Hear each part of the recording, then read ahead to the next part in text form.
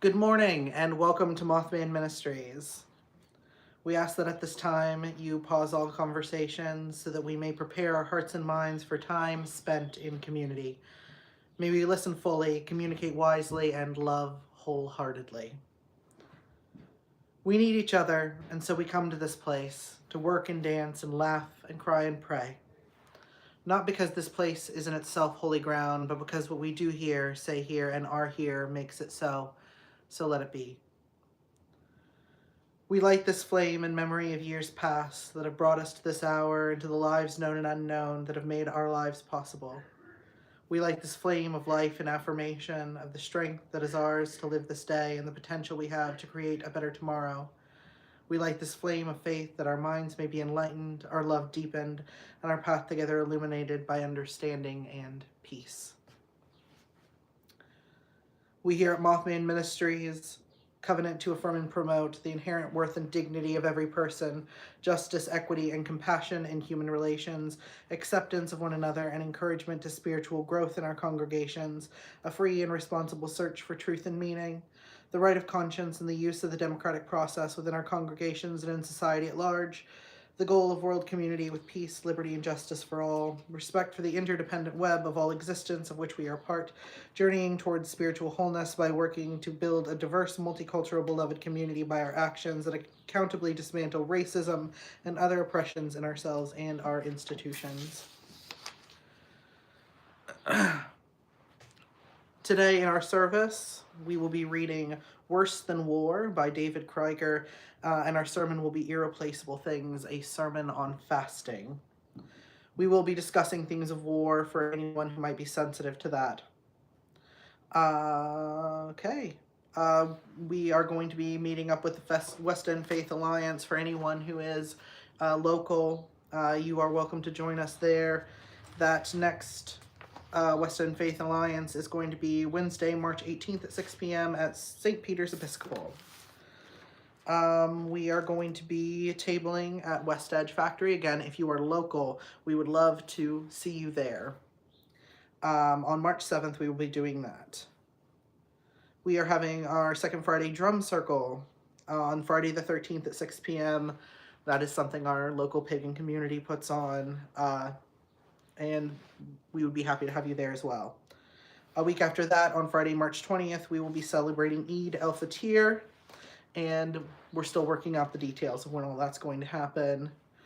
Then Spiral Moon Grove at the Unitarian Universalist Congregation in Charleston, they're going to be hosting a ritual and potluck for spring equinox.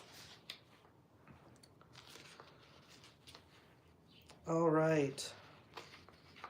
Our reading for contemplation today is Worse Than the War by David Krieger.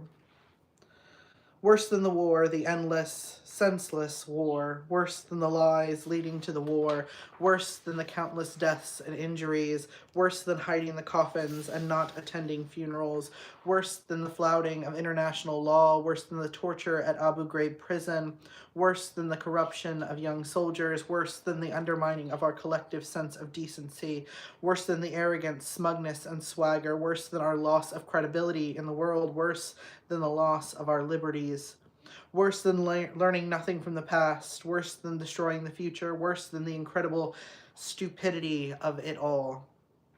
Worse than all of these, as if they were not enough for one war or country or lifetime, is the silence, the resounding silence of good Americans. Now let each of us, according to our choice, enter into a spirit of contemplation, meditation, or prayer.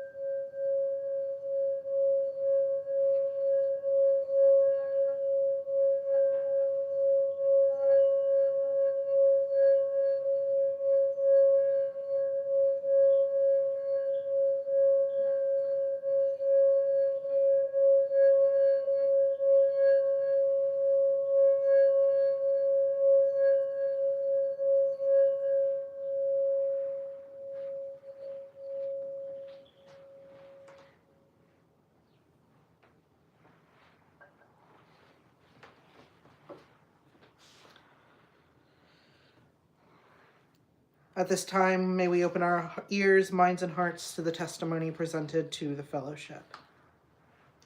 This sermon is called Irreplaceable Things. I wouldn't normally change my sermon the morning of service.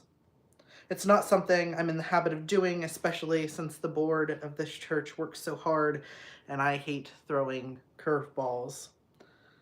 But it didn't feel right to get up here and give the sermon I was about to give the day after our government killed somewhere between 85 and 148 girls who were just trying to go to school. That number in and of itself horrifies me. Between 85 and 148 little girls.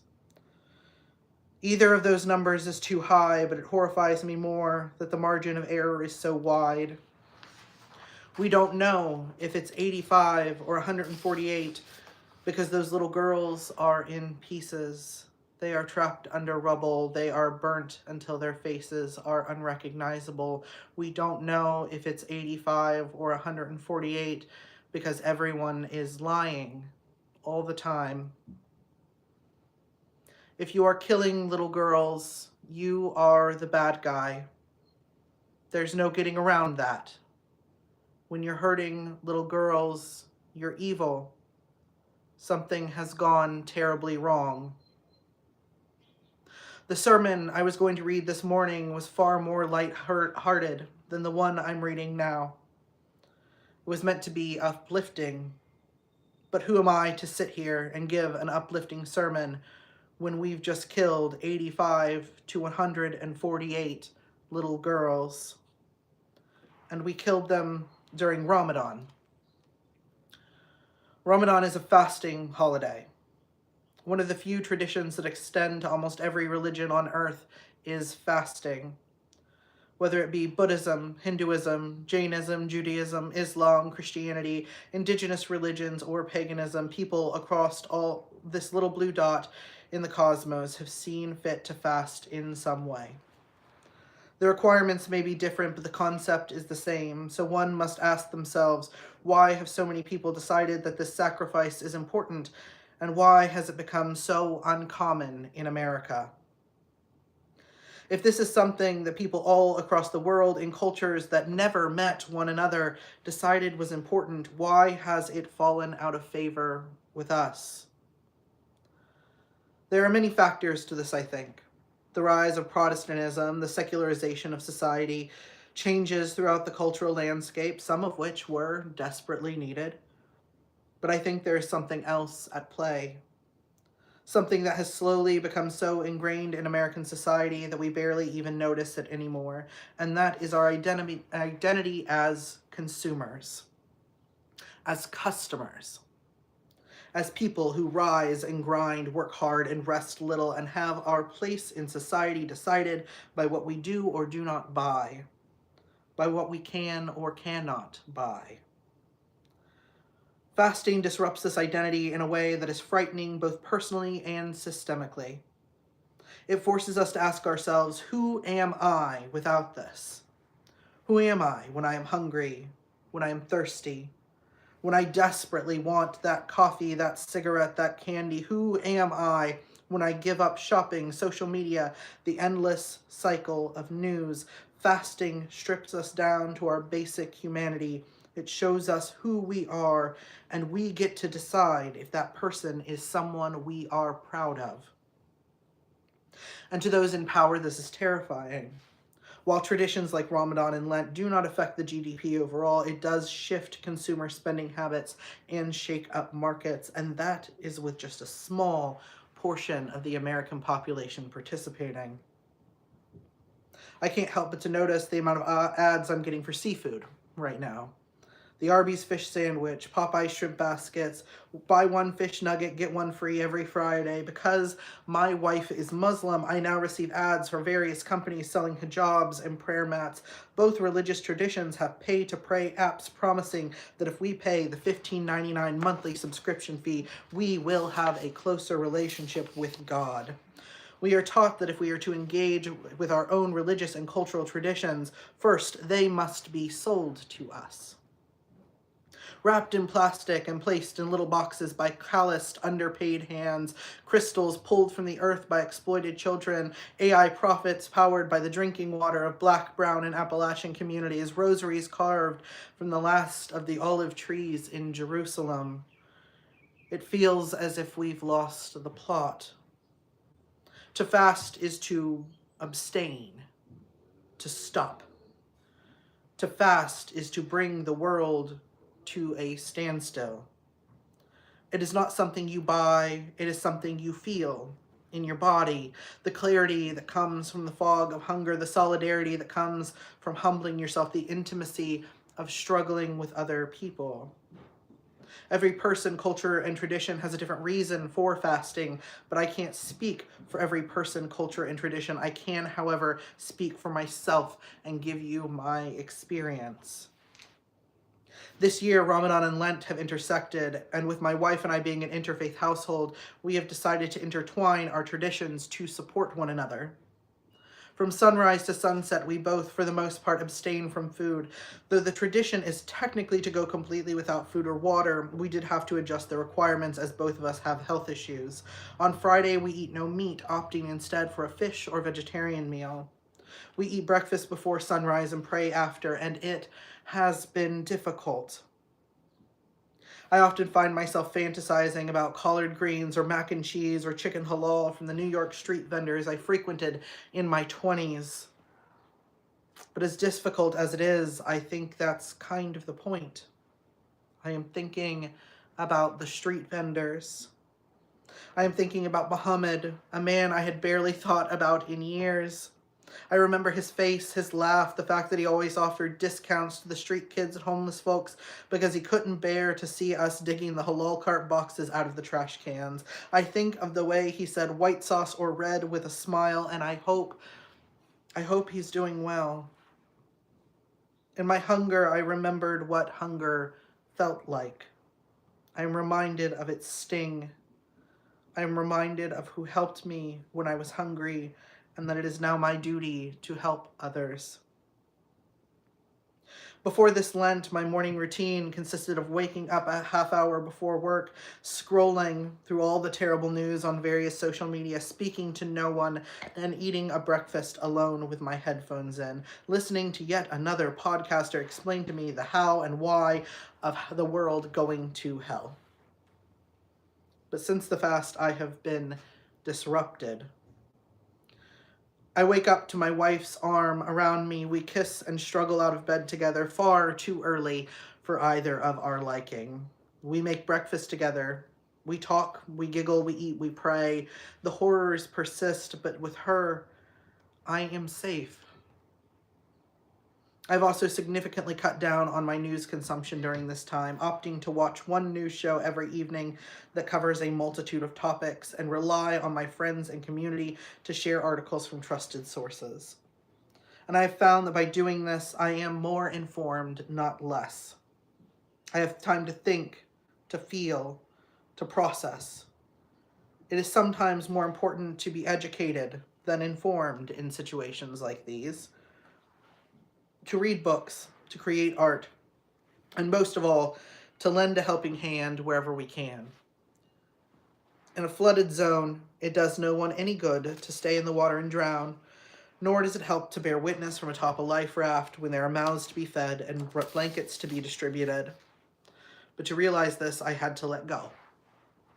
I had to let go the safety that was the 24-hour news cycle. The misguided belief that somewhere in that endless scroll was an answer on how to fix this. But there isn't. The answer is with you. It's out there. It's in the parks and the food trucks and the dingy bars. It is standing next to the gas station hot dogs and in the kitchens of restaurants and pacing the floors of nursing homes. It is your community that is the answer. It always has been. Fasting is not just a time where we give up that which we have come to depend on, but also the opportunity to let go of that which holds us upright and allow other people to catch us. It's like when you're ice skating for the first time. You can stay glued to the rail, or you can take an outstretched hand and learn to fly. Fasting is a lesson not only in self-discipline, but in trust. And with community, discipline, and trust, you can move mountains. Those are crucial ingredients to all progress. That is why in most traditions, fasting is not done alone, but in community. You are not struggling alone. You are struggling together. Allowing people to see you when you are hungry or tired or withdrawing from sugar or nicotine. It is sharing a meal together at the end of it all and going, yes, we did it. But most importantly, I think fasting gives you solidarity with those you otherwise may not have had it with. It is a reminder of shared needs, shared suffering, shared humanity. It is an act that fosters empathy, the kind of empathy that prevents a nation from killing 85 to 148 little girls, an empathy that a solid chunk of American society has deemed a sin. A fast won't save everything, but it is a start. It is better than scrolling endlessly and calling it activism. Not everyone can fast in the same way. It is something that should only be done safely, because while I can't know for sure what the divine wants, I do believe the divine wants us to be safe and happy. For this yoke to be easy and this burden to be light, for the ease to come at the end of the hardship. So make sure you are not fasting in any way that will damage you physically, mentally, or spiritually. But allow yourself to be challenged, to find solidarity with others and appreciate what you have, to detach yourself from your possessions, disconnect yourself from your consumer-based identity, and move further into your identity as a living, breathing human being, not a product, not a brand, not a cog in a machine whose only purpose is to make the Dow go over 50,000. You are a person, part of a family, a community, part of nature itself. There's a quote by Terry Pratchett that I love. Sin is when you treat people like things. Perhaps in giving up fasting as Americans, we have forgotten something crucial. We are not things. People are not things. And things are never more important than people. Things can be replaced. People can't be. People need food. They need shelter. They need comfort. They need each other. Our culture has decided that every man should be an island, a pillar held up by his own bootstraps, a commodity to be bought and sold, a disposable, replaceable thing. That hunger in your belly is there to remind you that is not the case. That you are not a thing. That your neighbor is not a thing. That no one, online, inside this room, or in the world, is without humanity or undeserving of basic human rights. That hunger in your belly reminds you that you have value because you are alive. So during this fasting season, consider asking yourself what material thing you are most afraid of giving up. Because you may find that if you do, you'll find a newer, better version of yourself on the other side of that struggle. A version of yourself that has the wisdom, the courage, and the strength to stand up to a government willing to use our bodies, our money, and our complacency to kill 85 to 148 little girls. Thank you.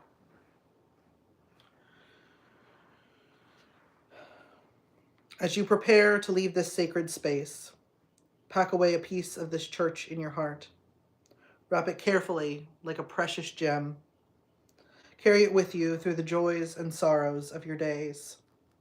Let its gentle glow strengthen you, warm you, remind you of all that is good and true, until we gather here again in this place of love, move through the world in justice and in peace. Drink a water, eat a food, be kind to yourself, to your neighbor, and to the earth. Be smart, be brave, and be merciful. Amen. All right, I got to do a little bit of stuff at the end of this. If you would like to donate to our food pantry, all the ways to do that are in the link in the description. We would greatly, greatly appreciate it. All of the food in our food pantry goes to either HCAG and their community meals, or there's another St. Peter's Episcopal also does outreach, and we partner with both of them so that there aren't a bunch of, we would rather have our congregation help with what other groups are doing than run something from scratch that we can't maintain because we're such a small group. Also, if you would like a copy of our cookbook, this is our current fundraiser. It's called Bake Your Neighbor a Pie, and it has a bunch of different recipes in it, some of which I have talked about on here or on my TikTok channel. So I am very, very happy to be putting this out. And those are also in the link in the description. Thank you guys so much for everything you do. I hope you have a wonderful day, and God bless.